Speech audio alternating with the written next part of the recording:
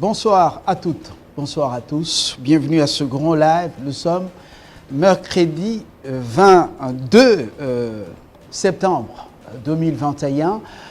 Quelques dossiers sur la table. Nous allons d'abord décrypter les grandes lignes du discours du chef de l'État congolais, en même temps président en exercice de l'Union africaine. 30 minutes, il s'est adressé au monde au nom de l'Afrique et de son pays. India Omari, cadre du PPRD-FCC, sera avec nous pour justement cette analyse et Donald Kabassé le suivra pour le même exercice. Au Congo profond, beaucoup de problèmes, beaucoup de besoins. Le peuple a parlé à ses élus. Un député national élu de Gungu dans les Kouilous sera avec nous pour justement nous dire ce que réclame le peuple à la base, alors qu'eux, ils viennent d'obtenir quelques jeeps. Oui, c'est un luxe qui fait frémir. Il sera avec nous, il s'appelle Aldo Luandi. Nous parlerons également de l'enseignement primaire, secondaire et technique avec une activité qui est organisée. Nous recevrons sur ce plateau une grande dame pour parler. Elle s'appelle Christine Nepa Kabala, secrétaire générale à l'intérim à l'EPST, pour aborder l'actualité à l'EPST. Les informations chez nous, c'est une priorité, les grandes lignes avec vous, Christian Kéalongi. Bonsoir. Bonsoir Fabien, merci d'être avec nous, madame, messieurs. Place à l'actualité sur Télé 50.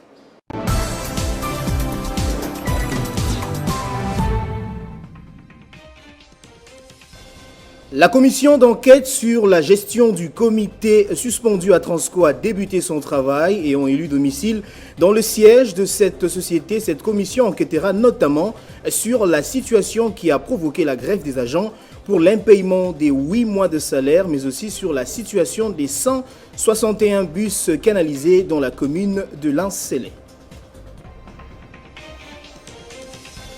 Que des protestations après la mesure des Moïndo Nzangi autorisant seulement 16 universités à recruter des étudiants à la faculté de médecine. Après les étudiants de Mbujimaï, les étudiants de Boma, ceux d'Ikwango ont également manifesté. Et puis en Libye, fin du gouvernement de transition après 6 mois d'existence, à 3 mois des élections générales. Le Parlement a voté mardi une motion de censure contre ce gouvernement dirigé par Abdel Hamid. Tous ces titres vous seront développés dans la grande édition des 19h. Entre-temps, l'actualité reste en continu sur notre site internet.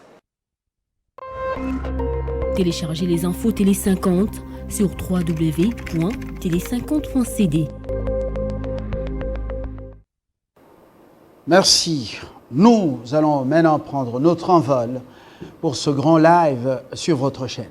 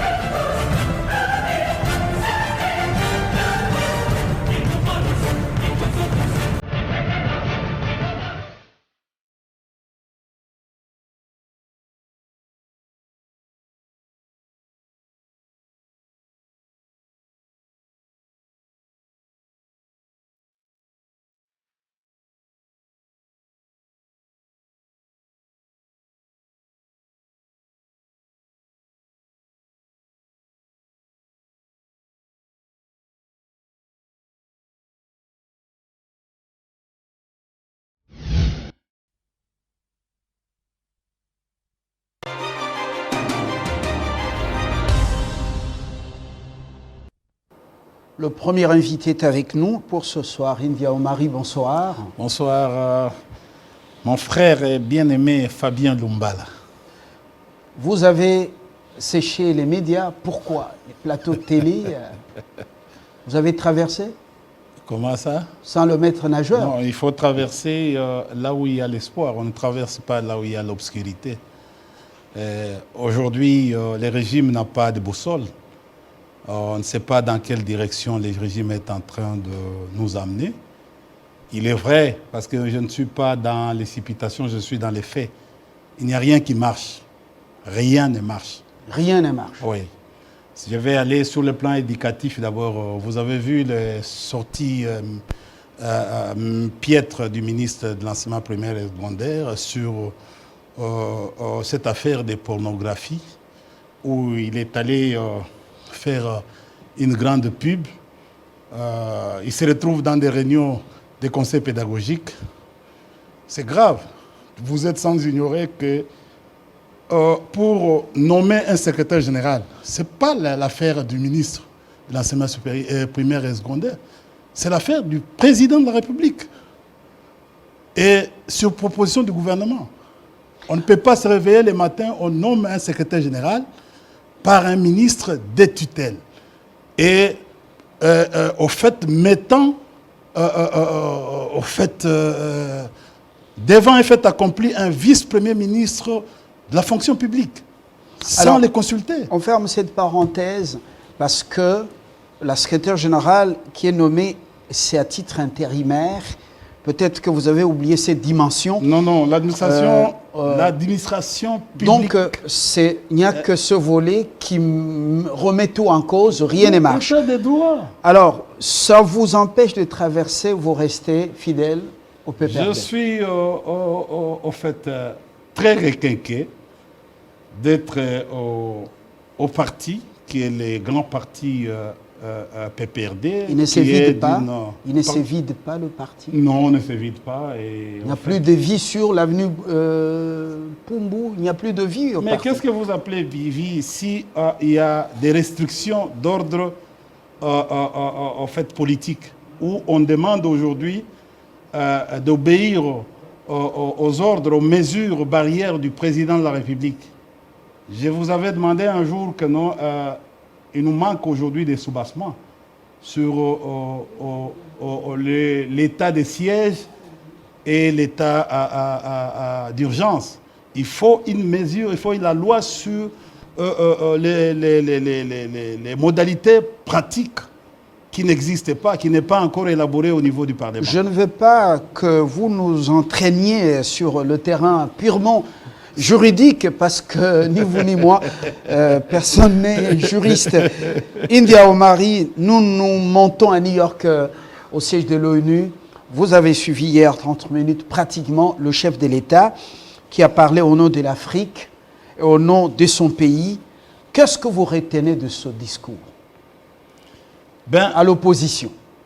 Non, à la résistance. L'opposition n'est pas encore prise comme une option au niveau du FCC. Donc, nous sommes encore en train de travailler parce qu'il y a encore quelque chose à faire. Vous êtes sans ignorer que depuis un certain moment, nous sommes en train d'assister à un coup d'État institutionnel où c'est pour la première fois que la majorité a été pratiquement remplacée au cours d'une législature. Et quelque chose en politologie n'existe pas. C'est une histoire qui n'a jamais existé en politologie. Donc, au fait, j'ai quand même suivi les discours du président de la République et j'ai pris un certain nombre de points. Bon, il y a des choses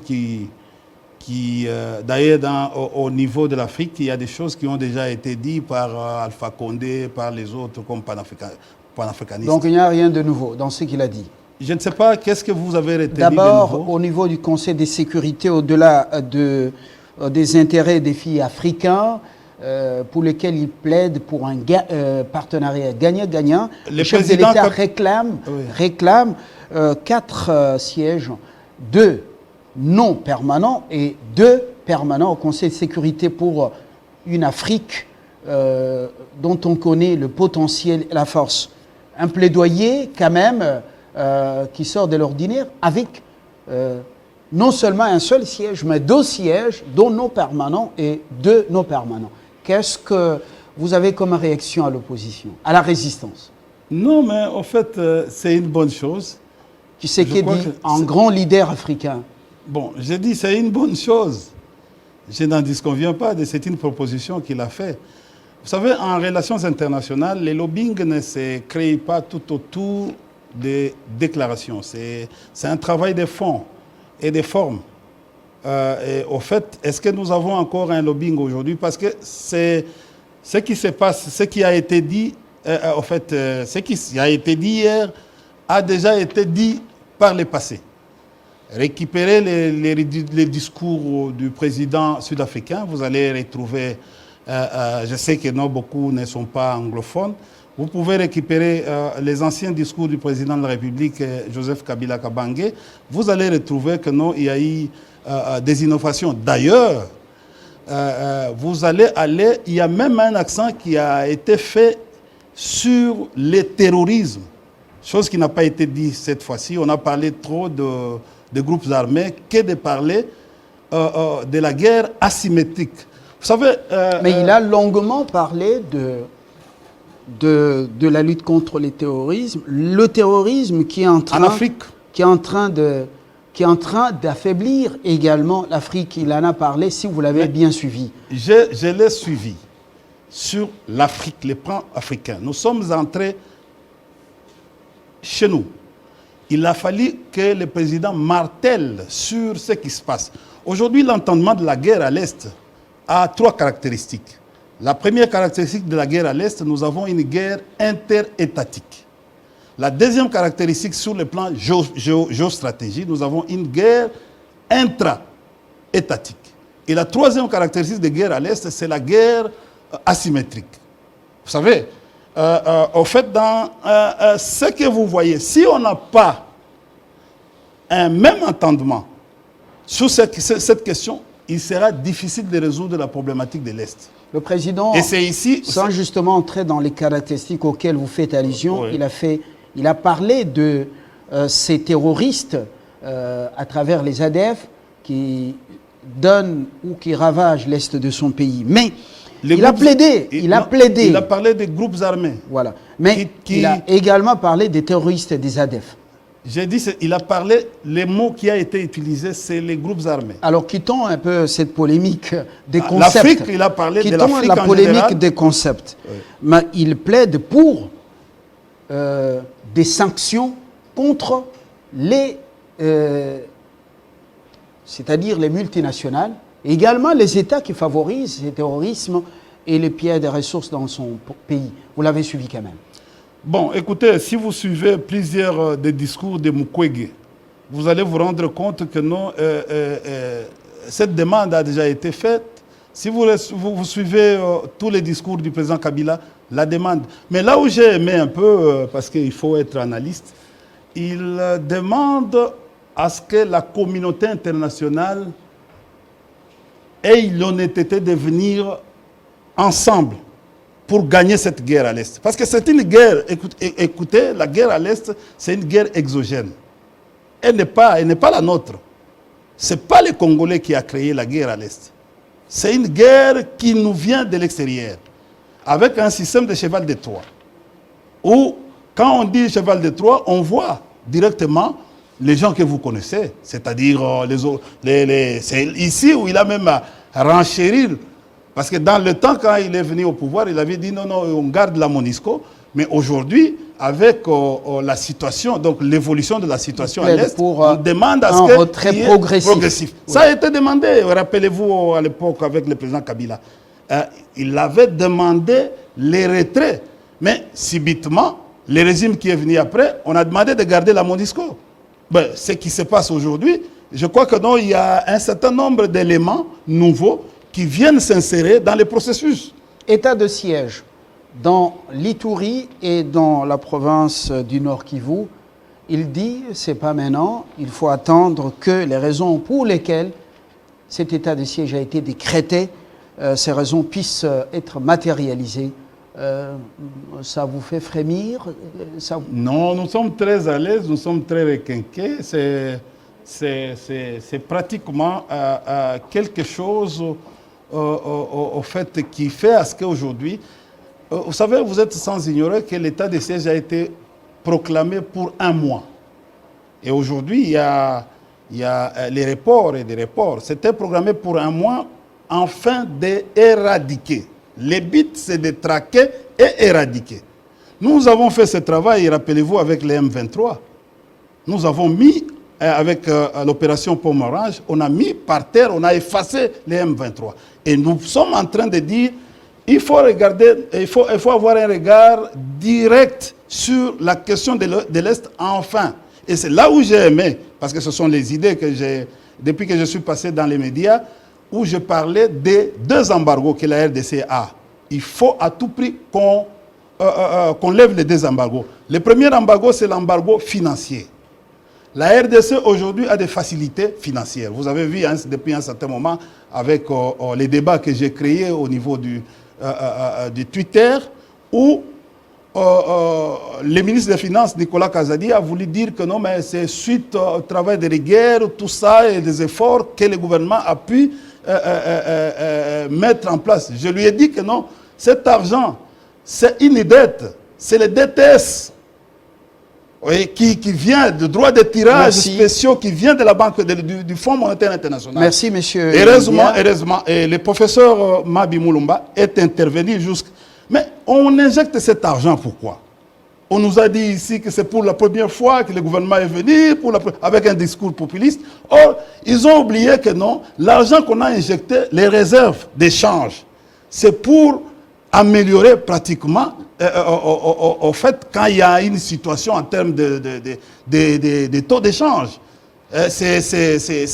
Ça vient, les réserves d'échange viennent solder pratiquement les déficits. Comme vous revenez justement dans les médias, on vous sélectionne pour vendredi. Vous allez en découdre avec les économistes et juristes, comme vous remettez tout en cause. Vous dites, Tshisekedi n'a rien dit de nouveau, c'est tout ce que Kabila avait dit en son temps. Et voilà. Mais écoutez, c'est un processus. Vous savez, le développement est un processus cumulatif. Merci beaucoup. India Omari, je rappelle que vous êtes cadre du PPRD. Nous vous attendons vendredi pour décrypter cette actualité avec les autres co-débatteurs. Merci, très bonne soirée. Merci à vous autres. Une autre lecture rapidement avec Kabasele. Lui, il est de l'autre camp, Union sacrée de la nation.